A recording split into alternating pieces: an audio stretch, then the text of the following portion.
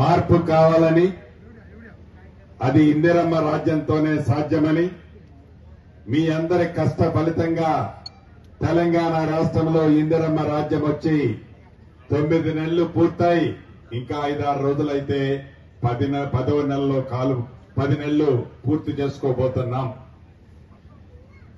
ఈరోజు తిరుమలగిరి సాగర మండలంలో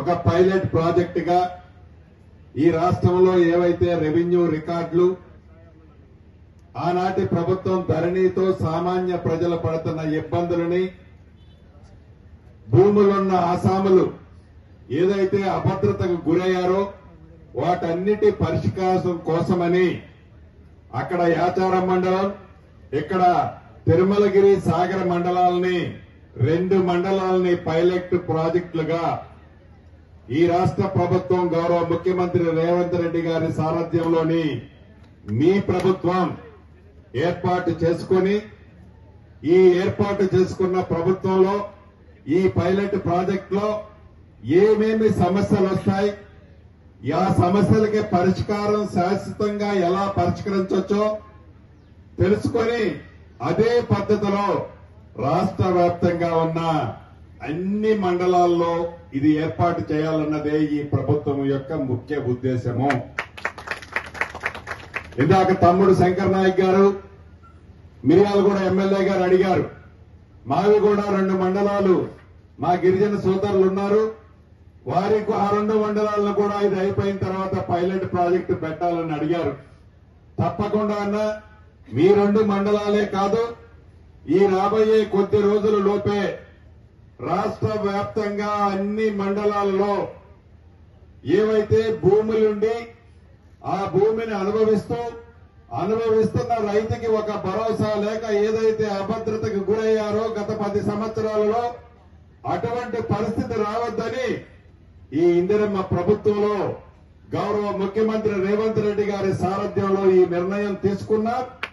ఈ నిర్ణయం ప్రకారం రాబోయే రోజుల్లో ఏ ఒక్క రైతన్నకి కానీ, ఏ ఒక్క భూ ఆసామికి కానీ నా భూమి పోతుందో, నా భూమి నాకు ఎక్కలేదో, నా భూమి నాకు ఉంటుందో ఉండదో అనే అభద్రత లేకుండా ఉండే విధంగా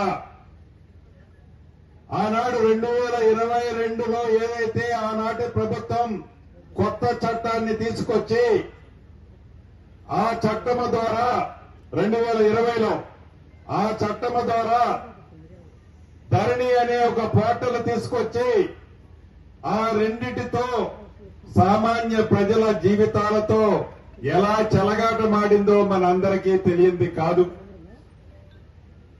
ఎన్నికలకు ముందు ఆనాటి పిసిసి అధ్యక్షులు, ఈనాటి ముఖ్యమంత్రి రేవంత్ రెడ్డి గారు అనేక మంది ముఖ్య నాయకులు అనేక వేదికల మీద చెప్పారు, మీకు ధరణి కావాలంటే మాకు ఓటేయకండి, ధరణిని బంగాళాఖాతంలో వేస్తామని పూర్తి విశ్వాసము నమ్మకం ఉంటేనే మాకు ఓటేయండి అని అడిగారు.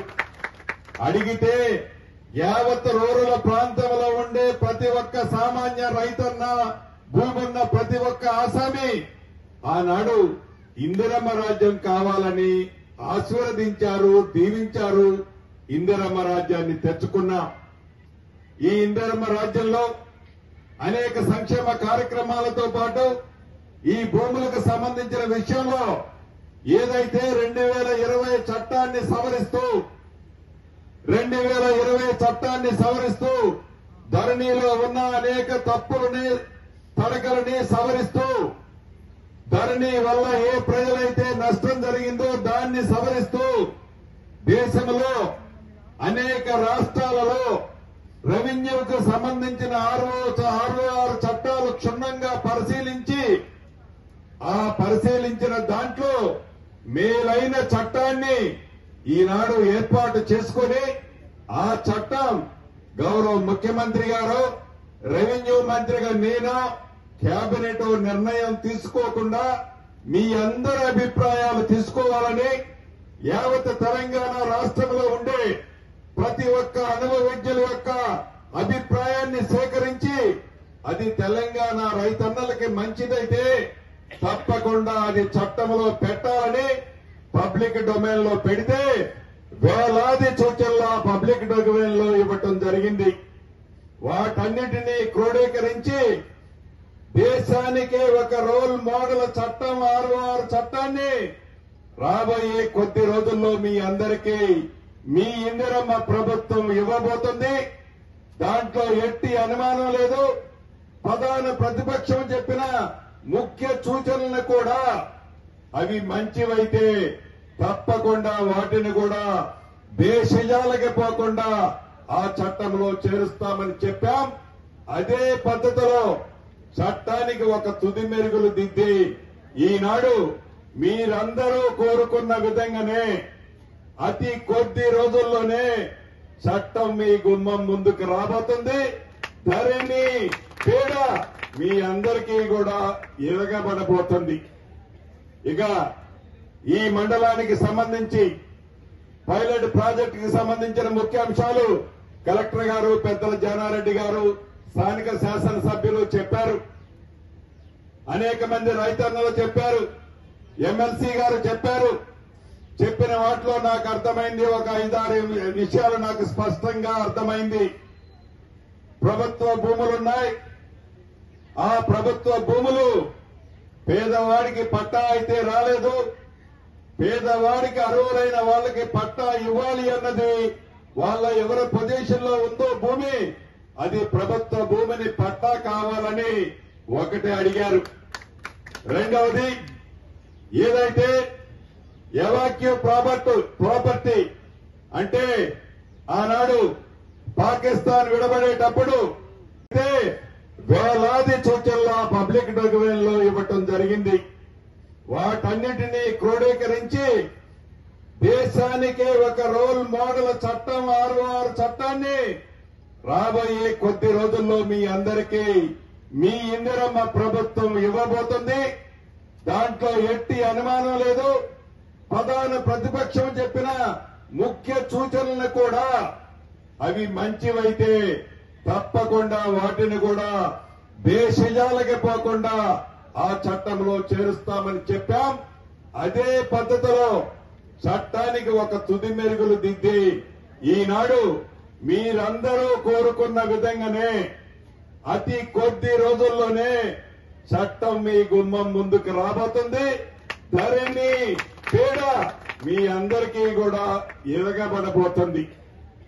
ఇక ఈ మండలానికి సంబంధించి పైలట్ ప్రాజెక్టుకి సంబంధించిన ముఖ్య అంశాలు కలెక్టర్ గారు, పెద్దల జానారెడ్డి గారు, స్థానిక శాసనసభ్యులు చెప్పారు. అనేక మంది రైతన్నలు చెప్పారు. ఎమ్మెల్సీ గారు చెప్పారు. చెప్పిన వాటిలో నాకు అర్థమైంది ఒక 5-6 విషయాలు నాకు స్పష్టంగా అర్థమైంది. ప్రభుత్వ భూములున్నాయి. ఆ ప్రభుత్వ భూములు పేదవాడికి పట్టా అయితే రాలేదు. పేదవాడికి అర్హులైన వాళ్ళకి పట్టా ఇవ్వాలి అన్నది వాళ్ళ ఎవరి పొజిషన్ లో ఉందో భూమి అది ప్రభుత్వ భూమిని పట్టా కావాలని ఒకటి అడిగారు. రెండవది ఏదైతే ఎవాక్యూ ప్రాపర్టీ అంటే ఆనాడు పాకిస్తాన్ విడబడేటప్పుడు ఎవరైతే ఈ దేశం నుంచి బయటికి వెళ్లారో వారికి సంబంధించిన ఆస్తులకు సంబంధించి ఈ మన తిరుమలగిరి మండలంలో కూడా కొంత భూమి ఉందని నిర్ణయించడం జరిగింది. దానికి సంబంధించిన పట్టాల గురించి అడిగారు. అది 2005లో 6లో ఒక జీవో ఇచ్చాం. ప్రతి ఎకరాకి 454 రూపాయలు చెల్లిస్తే ఆ జీవో ప్రకారం వాళ్ళకి పట్టా ఇవ్వచ్చు అనేది పెద్దల జానారెడ్డి గారు, కలెక్టర్ గారు చెప్పారు. తప్పకుండా ఏవైతే ఈ సర్వే అంతా అతి కొద్ది రోజుల్లో పూర్తి కాబోతుంది. పూర్తయిన తర్వాత ఈ రెండింటితో పాటు ఫారెస్ట్ కు సంబంధించిన ల్యాండ్ ఇష్యూ ఒకటి ఉంది. దాంట్లో ప్రతిసారి ఫారెస్ట్ వాళ్ళు ఇది మా భూమి అని, రెవెన్యూ వాళ్ళు ఇది మా భూమి అని, ఇటు తటు అటు ఇటు ఈ మధ్యలో అమాయకులైన రైతన్నలు ఇబ్బందులు పడుతున్నారు. ఆ సమస్యని శాశ్వతంగా పరిష్కరించే సమస్య ఇంకొకటి ఉంది. ఇక 4వది భూమి ఉండదు. భూమి అయితే ఉండదు కానీ పట్టా పాస్బుక్ అయితే ఉంటుంది. గౌరవ కలెక్టర్ గారు ఇప్పుడే చెప్పారు, సుమారు 4,300 ఎకరాలు సర్వే చేసి ఎవరి పేరుతో పట్టాలున్నాయా అని చూస్తే ఈ 4,300 ఎకరాల్లో 1,300 ఎకరాలు పట్టాలున్న వాళ్ళకి భూమి లేదు. భూమి ఉన్న ఎవరైతే ఉందో వాళ్ళకి పట్టాలు లేవు. కానీ భూమి లేని వాళ్ళకి పట్టాలున్నాయి. ఎందుకున్నాయా అంటే ఆ పట్టాలు ఆనాటి ప్రభుత్వం వారు కనుసైగల్లో నడిచే పెద్దలు మేర్పానం కోసమని పాసుబుక్కులుంటే భూమి ఉన్నా లేకపోయినా ప్రతి సంవత్సరం మా ఖాతాలో ఎకరానికి ఒక 10,000 వస్తాయి కదా అని ఆనాటి పెద్దలు చేసిన ఘన కార్యమే ఈనాడు సామాన్య ప్రజలైన మీరు పడుతున్న ఇబ్బంది. అది గమనించాం. అంటే సుమారు 3 వంతు 4,300 ఎకరాలు సర్వే చేస్తే 1,300 ఎకరాలు దొంగ పాసుబుక్కులున్నాయి. అంటే ఆనాడు రైతు బంధు అని చెబుతున్న రైతు బంధు కార్యక్రమం నిజంగా రైతులకు అందిందా? ఇట్లా దళారులకు అందిందా? ఈ తిరుమలగిరి మండలం వచ్చి చూస్తే చాలా స్పష్టంగా కనిపిస్తుంది. తప్పకుండా దీన్ని కూడా సవరిస్తాం. వీటితో పాటు ఇంకా చిన్న చిన్న అంశాలు కలెక్టర్ గారు ఇంకా 3-4 చెప్పారు. ఈ ప్రభుత్వం యొక్క ఆలోచన ఒక్కటే, గౌరవ ముఖ్యమంత్రి రేవంత్ రెడ్డి గారి నాయకత్వంలోని ఈ పేదోడు ప్రభుత్వం పేదల కోసం మంచి చేయాలన్న తపన తప్ప ఇంకొక ఉద్దేశం లేదు. ఎవరో పైరవీకారులకి న్యాయం చేయాలనో పైరవీకారులకి ఈ ప్రభుత్వ ఆస్తులు దోసిపెట్టాలనో ఈ ప్రభుత్వానికి ఇంత కూడా అటువంటి ఆలోచన లేదు. ప్రభుత్వ ఆస్తులన్నీ అది పేదవాడి ఆస్తి, పేదవాడికి చెందాల్సిన ఆస్తి. అలానే పేదవాడికి చెందే విధంగానే ఈ ప్రభుత్వ నిర్ణయాలు కూడా ఉంటాయని ఈ వేదిక ద్వారా యావత్ తెలంగాణ రాష్ట్రంలో ఉన్న ప్రతి పేదన్నకి ఈ వేదిక ద్వారా తెలియజేస్తున్నాను. అంతేకాదు, ఏదైతే ఇవన్నీ గౌరవ కలెక్టర్ గారిని అడిగాను, కొన్ని పాస్బుక్లు రెడీ అయ్యాయని చెప్పారు. సుమారు 3,500 నుంచి 4,000 ఎకరాల వరకు ఒక్క తిరుమలగిరి మండలంలోనే ప్రభుత్వ భూములు పేదవాడికి పట్టాలు ఇవ్వాల్సిన అవసరం ఉంది, అర్హులైన వాళ్ళకి ఇవ్వాల్సిన అవసరం ఉంది అని గౌరవ పెద్దలు జానారెడ్డి గారు అదే రకంగా కలెక్టర్ గారు చెప్పడం జరిగింది. తప్పకుండా ఎవరైతే పేదవాళ్ళు ఉన్నారో ఆ పేదవాళ్లు ప్రభుత్వ భూమిని అనుభవించడానికి వాళ్ళ అర్హులు. తప్పకుండా వాళ్ళకి ఈ ప్రభుత్వం రైట్ ట్రయల్ గా వీలైతే డిసెంబర్ 9వ తారీఖు నాడే మొట్టమొదటిగా గౌరవ పెద్దలు జానారెడ్డి గారు అడిగినట్లు గౌరవ ముఖ్యమంత్రి గారిని తీసుకొచ్చి ఈ నియోజకవర్గంలో ఒక బహిరంగ సభ పెట్టి మొట్టమొదటిగా నాగార్జున సాగర్ నియోజకవర్గంలోనే ఈ వేలాది ఎకరాలు పైలట్ గా పేదవాళ్లకి ప్రభుత్వ భూములు పంచడం జరుగుతుందని కూడా ఈ వేదిక ద్వారా తెలియజేస్తున్నాను. అంతేకాదు, అనేక వేదికల మీద చెప్పాం, ఇందిరమ్మ రాజ్యం వచ్చింది, ఇందిరమ్మ ఇళ్లు ఇస్తామని చెప్పాం. ఆ కార్యక్రమాన్ని కూడా ఇళ్ల మంత్రిగా చెప్తున్నా. కారులో వచ్చేటప్పుడు గౌరవ పెద్దలు జానారెడ్డి గారు నన్ను ఆదేశించారు, ఇది గిరిజన ప్రాంతం, ఈ గిరిజన ప్రాంతంలో గడిచిన 10 సంవత్సరాలలో ఆనాటి డబుల్ బెడ్రూమ్ ఇళ్లు కావాలని మిగిలింది, నాకు పెద్ద ఎత్తున కావాలని అడిగారు. తప్పకుండా ఇస్తాము పెద్ద ఆయన అని చెప్పాం. ఈ రాబోయే ఈ నెలాఖరులోపే అన్ని నియోజకవర్గాలకి మొదటి విడతగా 3,500 ఇళ్లు ఇద్దామని నిర్ణయించాం. కానీ ఈ నాగార్జున సాగర్ నియోజకవర్గానికి తప్పకుండా 5,000 ఇళ్లు ఇవ్వడం జరుగుతుందని చెప్తున్నాను. దీనితో పాటు ఆనాడు ఇందిరమ్మ ఇళ్ళు ఇచ్చాం. ఇందిరమ్మ ఇళ్ళు ఇస్తే అనేక మంది పేదవాళ్ళు ఇందిరమ్మ ఇళ్ళు కట్టుకున్నారు. వాళ్ళకి ఇంకా సర్టిఫికెట్ ఇవ్వని సందర్భాలు గడిచిన 10 సంవత్సరాల్లో వాళ్ళ సర్టిఫికెట్ నోచుకోలేదు. ఈ వేదిక మీద నుంచి గౌరవ కలెక్టర్ గారిని, హౌసింగ్ డిపార్ట్మెంట్ ని ఆదేశిస్తున్నాను.